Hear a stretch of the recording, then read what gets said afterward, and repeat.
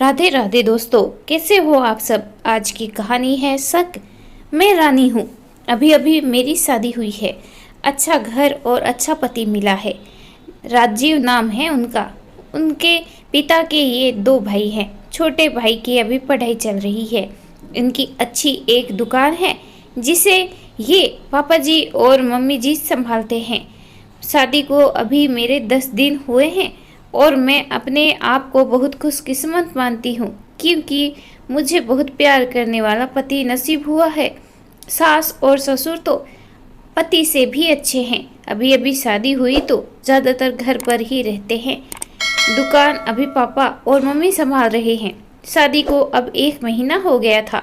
इनका अभी भी दुकान पर जाना वैसा शुरू नहीं हुआ।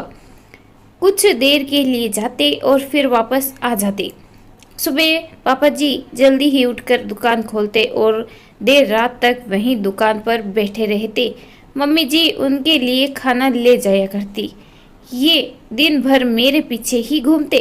मैंने इन्हें बोला कि अच्छा नहीं लगता, आप रेगुलर दुकान जाना शुरू करिए, वरना पापा मम्मी कहेंगे कि मैंने आपको कंट्रोल कर रखा है। उन्होंने बोला ऐसा कुछ नहीं होगा, वो सब बातें तुम मत सोचो। एक दिन हमारे कमरे की नल की टंकी खराब हो गई तो बाथरूम में पानी नहीं आ रहा था, तो मुझे नहाने के लिए हॉल के बाथरूम में जाना पड़ा। मेरे पति तब सो रहे थे। मैं बाथरूम में नहाने गई। कुछ ही सेकंड के बाद वो भी उठकर दरवाजे के बाहर आ गए और बाहर से ही मुझे आवाज़ देते हैं, रानी तुम अंदर हो। मैंने बोला हाँ। अपने रूम में पानी नहीं आ रहा था, इसीलिए मैं बाहर आकर नहा रही हूँ। फिर जब तक मैं बाहर वापस नहीं आई तब तक वो दरवाजे के बाहर ही खड़े रहे।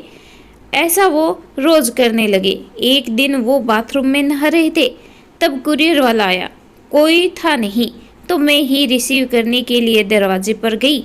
मैं अभी उससे बात कर ही रही थी कि ये बाथरूम से टॉवल में ही भाग कर आए। आते ही मुझे जोर से कहते हैं कि तुम अंदर जाओ। फिर उसके जाने के बाद किचन में आकर मुझसे कहते हैं कि इस तरह अनजान आदमी से बात करना सेफ नहीं है, तुम ध्यान रखा करो।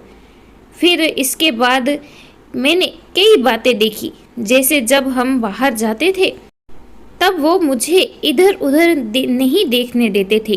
कहीं खाना खा रहे होते तो मेरी नज़र कहाँ है, मैं किसे देख रही हूँ देखते थे। बार बार अपनी जगह बदलते रहते। मेरे पति का ये स्वभाव मेरे सास ससुर भी देख रहे थे। एक दिन पापा ने उन्हें दुकान के काम से बाहर जाने को कहा तो उन्होंने मना कर दिया। फिर पापा को ही जाना पड़ा। वो बस मेरे पीछे ही रहते। फ़ोन पर मैं किससे बात कर रही हूँ, मेरे फ़ोन में नंबर और मैसेज भी चेक करते। ये सब देखने के बाद मैंने सोचा कि अब उनसे बात करनी होगी। इसीलिए फिर एक रात मैंने उनसे कहा कि आपको मैं कैसी लगती हूँ। वो बोले बहुत अच्छी। मैंने कहा आप मुझ पर विश्वास करते हैं।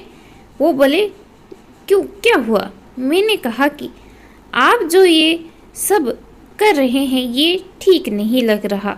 मैं चाहती थी मुझे बहुत प्यार करने वाला पति मिले। आप बिल्कुल वैसे ही हो जैसा मैंने सोचा था, लेकिन आप बहुत ज़्यादा पजेसिव हो। क्या आप मुझ पर शक करते हो? क्या आपको लगता है मैं आपका भरोसा तोड़ूंगी? वो बोले नहीं, ऐसा नहीं है। फिर मैंने कहा कि आपसे अच्छा पति मुझे नहीं मिल सकता था, लेकिन आपको अपने पर थोड़ा नियंत्रण और मुझ पर थोड़ा भरोसा रखना होगा, वरना आगे चलकर हमारे लिए ही झगड़े और लड़ाई का कारण बनेगा। मुझे पता है शायद आपको मुश्किल लगेगा, लेकिन आप थोड़ा थोड़ा बदलिए, मैं आपके साथ हूँ। वो बोले हाँ, मैं कोशिश करूँगा। अगली सुबह मैंने उनको उठाया और कहा कि दुकान आप जाएंगे और खाने के पहले नहीं आएंगे, मैं घर में ही हूँ, चाहे तो आप फ़ोन कर लेना। वो जैसे तैसे मन मार कर गए, कभी रूठ कर तो कभी प्यार से। धीरे धीरे उनकी आदत में सुधार करने की कोशिश कर रही हूँ।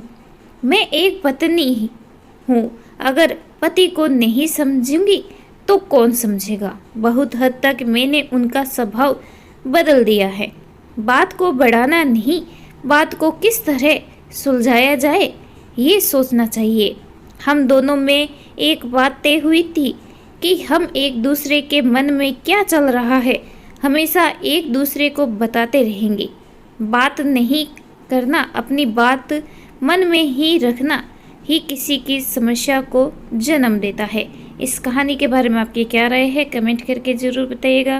कहानी अच्छी लगी तो please like share and subscribe करना बिल्कुल ना भूलें। धन्यवाद।